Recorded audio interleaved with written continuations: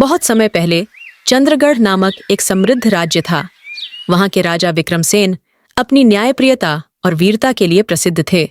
उनकी एकमात्र संतान राजकुमारी अनाया अपनी सुंदरता, बुद्धिमानी और दयालुता के लिए जानी जाती थी। लेकिन भाग्य ने उनके लिए कुछ कठिन परीक्षाएं निर्धारित कर रखी थीं, जिनसे होकर ही वह अपने वास्तविक उद्देश्य को प्राप्त कर सकती थी। राज्य में सब कुछ शांतिपूर्ण चल रहा था, लेकिन एक दिन एक भविष्यवक्ता राज दरबार में आया। वह बहुत वृद्ध और तेजस्वी लग रहा था। उसने राजा विक्रमसेन को प्रणाम किया और गंभीर स्वर में कहा, राजन, आपकी पुत्री का भाग्य बहुत विचित्र है। उसे एक कठिन यात्रा से गुजरना होगा और तभी वह अपने वास्तविक उद्देश्य को प्राप्त कर पाएगी। राजा और रानी इस भविष्यवाणी से चिंतित हो गए।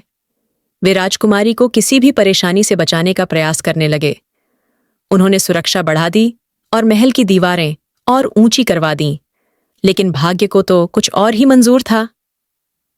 एक रात जब राजकुमारी अपने महल में सो रही थी, कुछ रहस्यमयी सैनिकों ने उसे महल से चुरा लिया।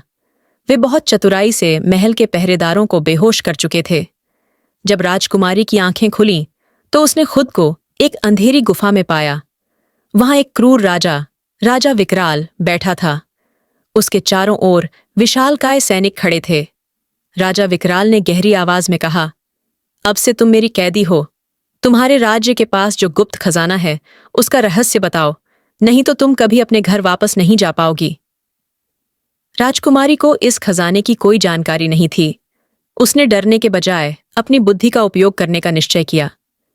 राजकुमारी ने राजा विकराल को समझाने की कोशिश की, राजा, शक्ति से नहीं बल्कि समझदारी से राज्य चलता है। अगर तुम मुझे जाने दो तो मैं तुम्हारी सहायता कर सकती हूं। राजा विकराल हंसा और बोला, अगर तुम इतनी ही समझदार हो तो 3 पहेलियों के उत्तर दो। अगर सही उत्तर दिए तो मैं तुम्हें छोड़ दूंगा। पहली पहेली थी, ऐसी चीज क्या है जो बिना हिले डुले भी चलती रहती है? राजकुमारी ने सोचा और उत्तर दिया, समय। राजा विकराल मुस्कुराया। फिर उसने दूसरी पहेली पूछी, ऐसी चीज क्या है जो जितनी बांटो उतनी ही बढ़ती जाती है? राजकुमारी ने उत्तर दिया, ज्ञान। अब राजा विकराल ने अंतिम और सबसे कठिन पहेली पूछी, ऐसी कौन सी चीज है जो दिखाई नहीं देती लेकिन सबसे महत्वपूर्ण होती है? राजकुमारी ने बिना रुके उत्तर दिया, विश्वास। राजा विकराल यह देखकर दंग रह गया। उसने अपनी प्रतिज्ञा के अनुसार राजकुमारी को मुक्त कर दिया। गुफा से बाहर निकलने के बाद राजकुमारी को अकेले जंगल पार करना था। वहां उसकी मुलाकात एक बूढ़े साधु से हुई। साधु ने उसे एक रहस्यमयी मणि दी और कहा, यह मणि तुम्हारे भाग्य का द्वार खोलेगी, लेकिन इसके सही उपयोग के लिए तुम्हें अपने हृदय की सुननी होगी। राजकुमारी ने साधु का आभार व्यक्त किया और आगे बढ़ी। रास्ते में उसे कई कठिनाइयों का सामना करना पड़ा। जंगल घना था और खाने के लिए कुछ नहीं था। वह बहुत थक चुकी थी, लेकिन उसने हिम्मत नहीं हारी। चलते चलते उसे एक झरना मिला। वहां एक बूढ़ी महिला बैठी थी जो बहुत कमजोर लग रही थी। राजकुमारी ने अपने पास रखे कुछ फल उसे दे दिए। महिला मुस्कुराई और बोली, तुम्हारा दिल बहुत दयालु है, मैं तुम्हारी मदद करूंगी। उसने राजकुमारी को एक चमत्कारी पौधा दिया, जिसके फल खाने से भूख और प्यास तुरंत समाप्त हो जाती थी।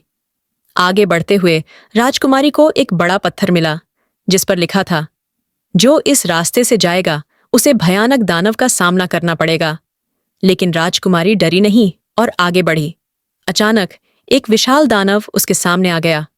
उसने गरजते हुए कहा, मुझे हराकर दिखाओ, तभी तुम आगे जा सकती हो।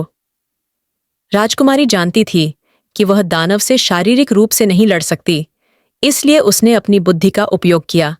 उसने दानव से कहा, अगर तुम इतने शक्तिशाली हो तो यह साबित करो कि तुम स्वयं को बहुत छोटा और फिर बहुत बड़ा बना सकते हो। दानव ने अहंकार में आकर खुद को छोटा कर लिया। जैसे ही वह छोटा हुआ, राजकुमारी ने उसे एक शीशी में बंद कर दिया और शीशी को एक गहरे कुएं में फेंक दिया। राजकुमारी अब अपने राज्य के करीब पहुंच चुकी थी, लेकिन उसे दिशा नहीं पता थी। तभी वह एक जादुई पक्षी से मिली। पक्षी ने कहा, अगर तुम सच्चाई और अच्छाई के मार्ग पर चल रही हो तो ये मणि तुम्हारा मार्ग दिखाएगी। राजकुमारी ने मणि को देखा और अचानक मणि चमकने लगी उसने एक चमकीला मार्ग दिखाया, जिसे देखकर राजकुमारी अपने राज्य की ओर बढ़ी। राज्य में पहुंचते ही राजकुमारी को पता चला कि राजा विकराल ने राज्य पर आक्रमण कर दिया है। राजा विक्रमसेन युद्ध में फंसे हुए थे। राजकुमारी ने अपनी मणि का उपयोग किया। जैसे ही उसने मणि उठाई, उसकी शक्ति से पूरे राज्य में रोशनी फैल गई। राजा विकराल की सेना अंधी हो गई और राजा विकराल ने हार मान ली। इस विजय के बाद राजा विक्रमसेन ने गर्व से कहा, सच में मेरी पुत्री का भाग्य उसे एक महान नेता बनाएगा। इसके बाद अनाया ने राज्य की भलाई के लिए कार्य किया और एक महान रानी बनी। उसने सिखाया कि भाग्य केवल भविष्यवाणियों से नहीं बनता, बल्कि हमारे साहस और बुद्धिमानी से गढ़ा जाता है। सीख: भाग्य उनका ही साथ देता है जो खुद पर विश्वास रखते हैं और कठिनाइयों का डटकर सामना करते हैं।